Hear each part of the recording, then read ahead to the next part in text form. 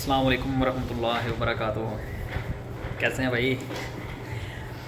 आज मैं आपसे ये बात कहना चाहूँगा कि जब मैंने ट्रेडिंग स्टार्ट की थी ना, स्टार्टिंग में शुरू से मैंने तकरीबन आज से कुछ 6-7 महीने पहले ट्रेडिंग स्टार्ट की थी। जब मैंने स्टार्ट लिया तो मुझे प्राइस की समझ नहीं आती थी, मुझे चार्ट की समझ नहीं आती थी। ये कब नीचे गिर रही है, कभी ऊपर जा रही है, तो मुझे समझ नहीं आ रही थी कि यार ये कहाँ से गिर रही है, कहाँ से उठ रही है।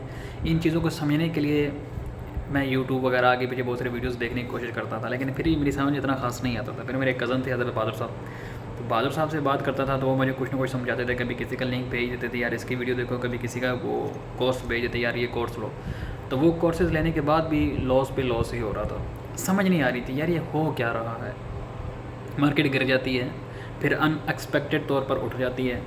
कौन से ऐसे जोन है जहाँ से मार्केट उठती है, कौन से ऐसे जोन है जहाँ से मार्केट गिरती है, मतलब कौन सा डिमांड जोन स्ट्रॉन्ग होता है, कौन सा सप्लाई जोन स्ट्रॉन्ग होता है। ये चीज़ की मुझे समझ नहीं आ रही थी और मैं कह रहा था कि यार जब तक मैं ये नहीं पकड़ूंगा तब तक मैं कभी भी इसमें प्रॉफिटेबल नहीं हो सकता। और ये जितने भी यूट्यूबर और जितने भी कोर्सेज थे, इनमें बहुत अच्छा नॉलेज था, लेकिन कोई भी ऐसा नॉलेज नहीं दे रहा था जिसकी वजह से मैं प्रॉफिटेबल हो जाऊँ। तो मैंने फिर क्या किया होगा, आप सोचो क्या किया होगा। मेरे पास एक ऐसा भी वक्त है जब मैं चाह रहा था कि यार मैं इसको छोड़ दूँ, क्योंकि मैं बहुत लॉस कर रहा हूँ। मेरी सैलरी इतनी सैलरी थी जो मैं 1-2 ट्रेड में जो है ना वो सारी लॉस कर देता था। मतलब ये 6-7-8 महीनों की बात है, 1-2-4 दिन की बात तो है नहीं। तो एक बहुत बड़ा प्रेशर था मेरे अपने ऊपर कि यार ये क्या हो रहा है, यहाँ से मैं कैसे निकलूँगा यार। ये कोई मजाक की बात थोड़ी ना है कि आप अपनी सैलरी पूरे महीने की सैलरी 1-2 ट्रेड्स में, मतलब 1-2-3 दिन में ज़ीरो करके बैठ जाओ। तो फिर मैंने मार्केट को अपनी नज़र से देखना शुरू किया, खुद समझने की कोशिश की कि यार मार्केट कहाँ पे उठती है, कहाँ पर बैठती है, ये इसका सीन क्या चल रहा है, इसका पीछे जो मेन मेथड है, किस मेथड पे काम करने की इसकी प्रोबेबिलिटी ज़्यादा होती है। मतलब कौन से ऐसे जोन होते हैं जहाँ से ये डेफिनेटली उठेगी ही उठेगी। तो आज 6 महीने होने के बाद मैंने अपना ज़ाती नॉलेज मार्केट से हासिल करना शुरू किया।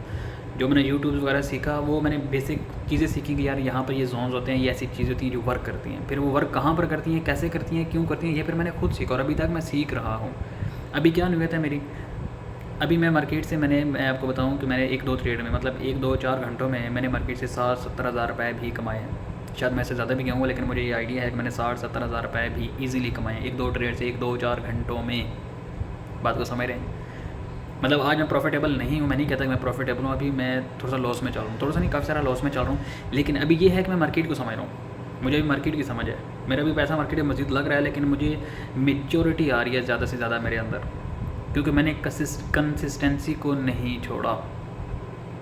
मुश्किल वक्त है, अभी मुश्किल वक्त से गुजरा हूँ, लेकिन अभी मैं काफ़ी बेहतर हो गया। मतलब मैं पहाड़ चढ़ रहा था, आधा चढ़ लिया, अब आधा रहता है। जिस मैंने वो भी आधा चढ़ लिया तो मैं पहाड़ की चोटी पे खड़ा हूँगा इंशाल्लाह। यही कहना चाहता था मैं कि अगर आप लगे रहते हैं ना तो फिर आप कहीं ना कहीं पहुँच ही जाते हैं। जब आप चल रहे हैं ना, जब आप चल रहे हैं तो कहीं ना कहीं तो आप पहुँचोगे। ऐसा तो नहीं होता ना कि मतलब आप चल भी रहे हैं तो आप कहीं पहुँच भी नहीं रहे, एक जगह पर खड़े हैं बस चल रहे हैं, ऐसा तो नहीं होता। जब आप चल रहे हैं तो आप कहीं ना कहीं ज़रूर पहुँचेंगे।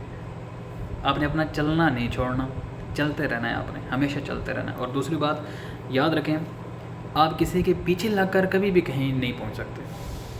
कोई मतलब एक शख्स इधर जा रहा है, आप उसके पीछे चलना शुरू कर दें, आपको क्या पता वो कहाँ जा रहा है।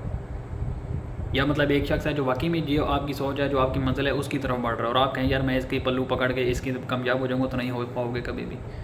दुनिया में जो मल्टी बिलियनर्स लोग होते हैं ना, मल्टी बिलियनर्स जो लोग होते हैं, जो मतलब बहुत बड़ा जो कुछ करते हैं, उनके आइडियाज़ सारे उनके साथ ही अपने होते हैं। मतलब उनका अपना कुछ होता है जिसको वो बेचते हैं, जिसको बिल्ड करते हैं, जिसके फिर बाद में कीमत लगाई जाती है, जिसकी वजह से वो सक्सेसफुल होते हैं।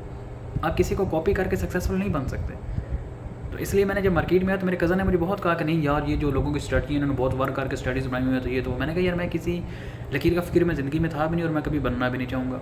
तो मैं अपनी स्ट्रेटजी बनाने की कोशिश करूँगा। तो मैंने अपनी LLG जो स्ट्रेटजी है मैं उस पर अभी वर्क कर रहा हूँ, उसी को बनाने की कोशिश कर रहा हूँ, और मैं अपनी स्ट्रेटजी पर ही वर्क करूँगा इंशाल्लाह। और एक दिन मैं LLG से ही प्रॉफिटेबल हो जाऊँगा, क्योंकि LLG आधी तो मुकम्मल हो गई, 50% तो हो गई, 50% रहती है, उस पर भी काम चल रहा है इंशाल्लाह। तो एक दिन LLG ही से मैं बहुत आगे जाऊँगा, और एक दिन LLG वो नाम मेरे नाम के साथ जुड़ जाएगी, अमीर अदनान LLG। मतलब RBC कंपनी, मेरी जो RB कंपनी है उसके साथ LLG जुड़ी होगी स्ट्रेटजी के साथ। तो अगर RB मशहूर होगी, साथ में LLG भी मशहूर होगी, क्योंकि वो मेरी होगी। मैं ये तो नहीं कहता फिरूँगा कि यार ये फ़लाँ की स्ट्रेटजी थी तो मैं उस पर काम करता था, तो ये वो नहीं, मैं हमेशा ये कहूँगा कि ये मेरी स्ट्रेटजी थी, ये मैं था, ये मैं हूँ, दैट्स इट इंशाल्लाह।